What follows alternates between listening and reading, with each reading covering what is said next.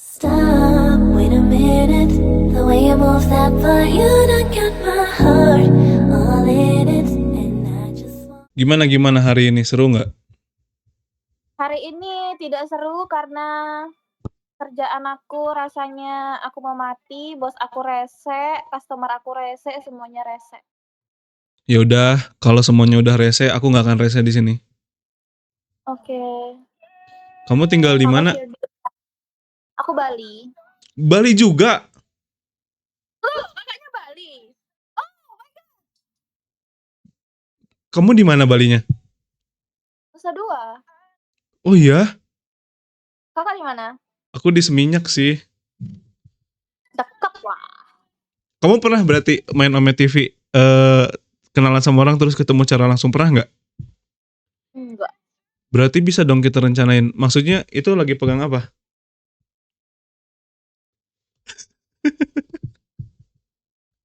Malu banget dah ketemu yang satu daerah gitu.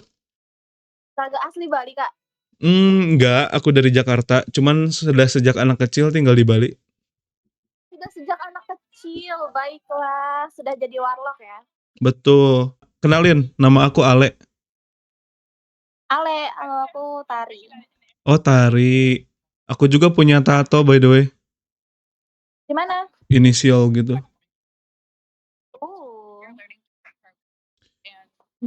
Punya berapa tato? Satu doang, cuman inisial gitu. Inisial nama kamu. AT. AT, singkatan dari? Ale Tari.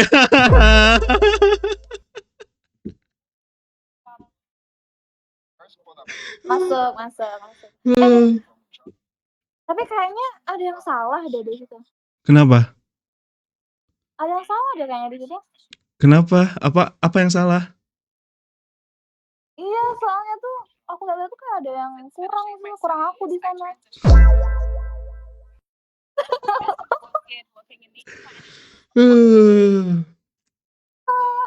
Nama kamu Tari, middle name-nya Surya. Kalau nama Instagramnya? Aduh, lagi deaktif IG, gak apa-apa, Suryantari, _E___. Aduh, aku tuh punya teori. Orang yang sering deaktif Instagram itu red flag. Enggak, Cok. Jadi mau diceritain enggak? Aduh guys, mau denger cerita aku enggak? Boleh. Aku deaktif IG itu gara-gara aku di stalking sama istrinya mantan aku. Jadi aku bener-bener baru putusnya tuh kayak 2 bulan yang lalu. Putusnya gara-gara mantan aku ngehamilin cewek lain. Jadi sebelumnya kita tuh LDR. Kita LDR 4 tahun karena aku kuliah di Jogja kan. Semuanya baik-baik aja. Terus dia juga nggak ngeluh, nggak apa. Aku pikir hubungan kita baik-baik aja. Terus pas aku balik ke Bali setelah graduation, kita move ke Nusa Dua ini. Gitu. Dia yang cariin aku kos, dia yang bantu aku cari kerja gitu. Terus sampai somehow kita lagi ngobrol, pagi-pagi dia bawain aku sarapan. Aku ngeliat notifikasi di HP-nya. Ada cewek yang ngucapin birthday-nya dia. Cuman karena aku tipe cewek yang nggak suka cek HP pasangan, jadi aku bodo amat. Terus nggak lama dia buka room chat-nya itu di depan aku. Tapi room chat sama tuh cewek nggak ada. Aku udah mulai aneh di sana. Gitu. Pas aku tanya dia bilang kayak, iya ngucapin doang. Cuman dia ada kasih stiker cium-cium gitu. Aku takut kamu cemburu. Dia bilang kayak gitu. Terus aku kayak, oke. Terus nggak lama dia ketiduran di tempat aku. Dalam kondisi handphonenya itu room chatnya itu masih kebuka. Jadi aku lihat lah room chatnya gitu. Terus ada salah satu temennya yang bilang kayak gini, terus si Putu udah tahu belum? Putu itu aku ya. Nah terus habis itu aku buka lah semua room chatnya. Terus ada satu chat itu bilang kayak gini, duh duluan kamu deh nikah daripada aku. Temennya bilang gitu ke mantanku. Terus mantanku bilang kayak gini, iya duluan aku jadi bapak gitu. Dari sana aku langsung tantrum dong, karena posisinya ya kita nggak sampai sejauh itu. Aku bangunin dia, terus aku tanya ini maksudnya apa. Terus dari sana dia langsung awalnya nggak mau ngaku kan, "Apa sih, apa?" Nggak ada." Aku bilang kayak, "Ini apa?" Aku bilang gitu. Terus akhirnya pagi itu kita berantem hebat banget, in the end dia bilang kayak, "Iya, jadi selama kita LDR itu dia sempet sama beberapa cewek, terus cewek ini nih mereka tuh udah lama berhubungannya, cuman nih cewek tiba-tiba datang bilang kalau dia hamil. Hamilnya tahu udah berapa bulan? Udah 5 bulan. Dan mantanku itu udah tahu sebelumnya, bahkan sebelum aku balik ke Bali, tapi dia nggak ada ngasih tahu aku. Dia masih act like nothing happen. Dia masih sweet ke aku, masih treat aku kayak biasanya kayak gitu. Makanya aku nggak ada feeling apapun kalau dia tuh bakal kayak gitu, segitu jahatnya gitu. Terus, lebih gongnya lagi ternyata seluruh keluarganya itu tahu dan mereka udah nentuin tanggal pernikahan, tapi nggak ada yang ngasih tahu aku. Padahal kita semua tuh dekat. Dia nggak mau aku putusin, jadi kayak aku diajak selingkuh, bisa bayangin nggak? Otaknya tuh laki di mana. Dia bilang kayak, "Aku nggak bisa kehilangan kamu, masa aku setelah nungguin kamu bertahun-tahun aku harus kehilangan kamu. Aku nggak bisa tanpa kamu, aku mau sama kamu aja," dia bilang kayak gitu. "Kalau nggak gini aja, aku nikahin dia buat anaknya aja, anaknya lahir, aku ambil terus kita besarin bareng-bareng." Otaknya di mana? Terus Gila aku banget. emosi kan, aku tampar dia kan, aku tampar terus dia nangis gitu. Aku juga nangis karena posisi aku kayak ngerasa dibegoin selama hampir 3 bulan. Nah, 3 bulan aku balik ke Bali terus kita bareng-bareng, aku ngerasa dibegoin banget padahal dia udah tahu dia mau nikah. Tapi dia ngejanjiin banyak hal sama aku sampai dia bilang kayak, "Kamu mau wedding ininya kayak gimana? Kamu mau apa?" Gini, terus, "Kamu kalau kita nikah mau undang siapa?" Sampai bahas kayak gitu. Aku ngerasa, Aduh, sinyalnya coy. ya ngerencanain pernikahan sama orang lain. Terus in the end, aku bener-bener cut off komunikasi sama cowok ini, dan aku juga cut komunikasi sama si cewek. Terus nggak lama si cowok itu tuh dengan muka nggak ada rasa bersalahnya datang lagi ke tempatku ngasih undangan, "Aku nikah ya tanggal 28, sekarang apa? 28 Januari ya? Sekarang Februari kan? Ya, 28 Januari aku nikah," dia bilang kayak gitu. Iya dan, mmm ya udahlah gitu. Tapi tau nggak sih, dari hubungan bertahun-tahun itu, aku, mental breakdown-nya cuman 4 hari, abis itu aku udah lupain semuanya karena aku ilfeel. Oh, berarti aku jangan punya teori kayak gitu lagi ya? Eh, please ya buat yang nonton ini semuanya, terutama buat cowok-cowok,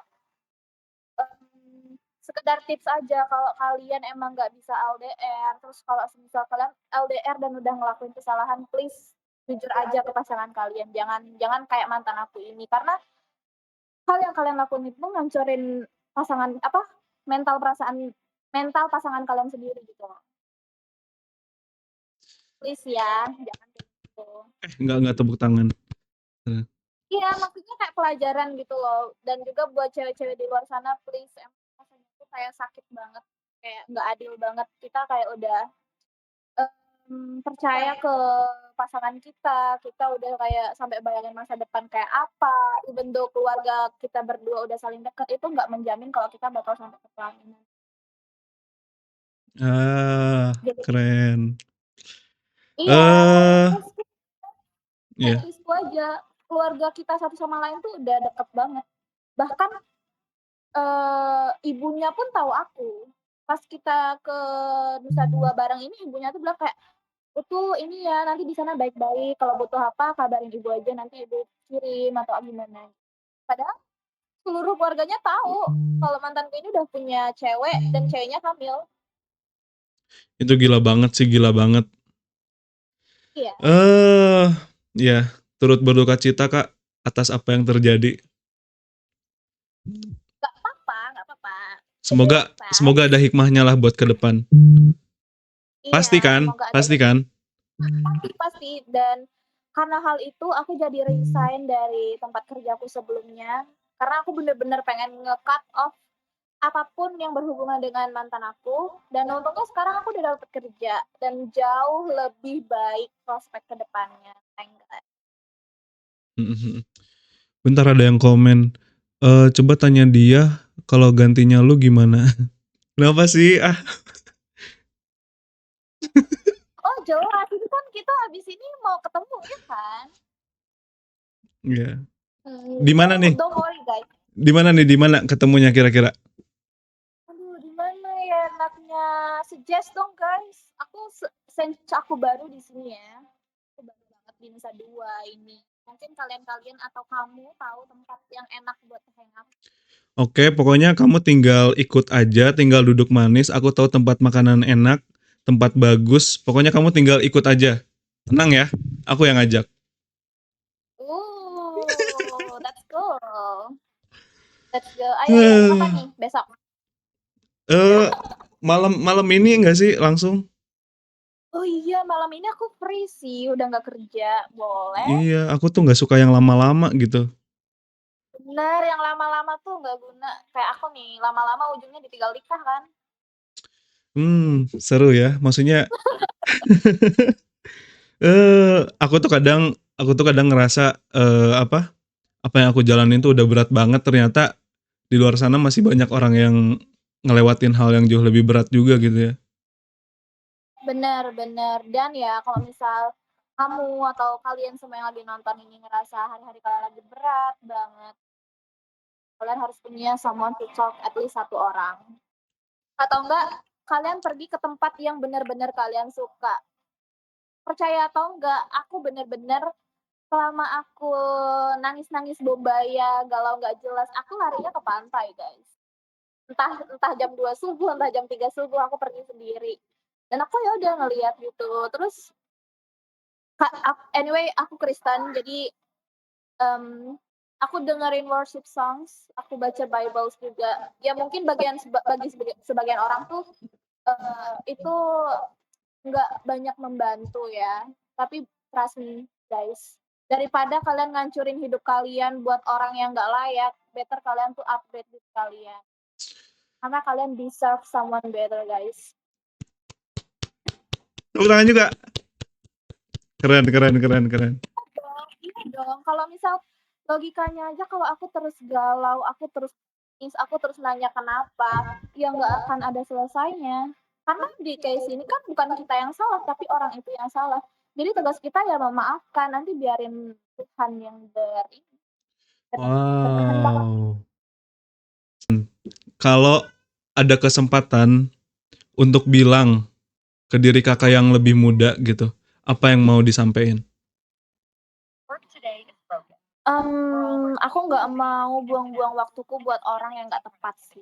Karena aku kuliah 4 tahun di Jogja, aku bener-bener kayak fokus ke dia doang. Aku bener-bener nggak enjoy masa-masa kuliahku. Kayak masa kuliah itu kan seru banget ya, kita hangout kemana-mana, kita kenalan sama cowok, dan gitu lah.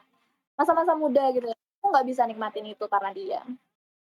Jadi sekarang ada penyesalan ya. Wow, sumpah pada tepuk tangan di sini kak di Discord, gila.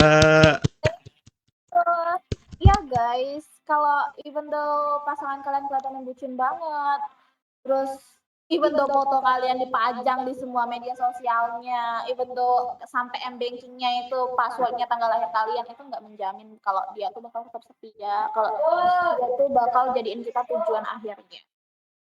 Karena aku juga ngerti sih, kalau mana sih yang bakal betah LDR 4 tahun.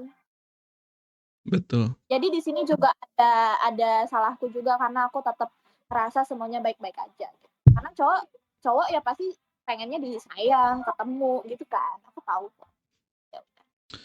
Karena di sini berarti cuma aku yang mengharapkan hubungan ini tuh berjalan baik-baik aja. Terus tujuan aku kuliah juga aku pengen upgrade diri supaya nanti kalau semisal kita menikah dan punya anak kita tuh punya figur ibu yang berpendidikan. Pengetahuannya luas, tapi ternyata dia nggak butuh itu. Dia butuh orang yang selalu ada di dekat kita, bukan orang yang mempersiapkan masa depan kita. It's not my loss. Pinter banget, aduh. Kamu tahu gak sih, tipe aku tuh cewek yang pinter gitu loh. Oh iya dong, makanya kita ketemu ya kan? Iya betul, kadang tuh kamu percaya gak sih sama kalimat ini, kadang tuh pertemuan itu bukan karena kebetulan, tapi karena ada maksud gitu. Benar. Sama kayak kayak apa ya, tapi aku bisa ngomong kayak gini nih setelah aku mengalami mental breakdown ya, makanya aku bisa sombong kayak gini. Terus juga ada teman-teman aku yang bener-bener care walaupun kita sekarang udah LDR, mereka bener-bener ada buat aku, terus dari akunya juga nggak pengen stuck di satu hal itu doang. Aku pengen maju, aku nggak mau kayak aku di sini depresi, nangis dan lain-lain, sedangkan mantanku itu setelah nikah dia happy, dia nunggu anaknya lahir, dia nunggu hal-hal bahagia lainnya. Masa aku doang yang harus sedih di sini? Buat Keren cewek-cewek banget. kalian harus gitu ya, jangan bego please. Kalian boleh cinta sama seseorang tapi kalian harus cinta ke diri kalian sendiri. Wow. Dan jujur sekarang aku jadi punya trust issue sama cowok. Dan aku sempat deket sama cowok. Aduh, please jangan ke-skip, please. Jangan ke-skip, please.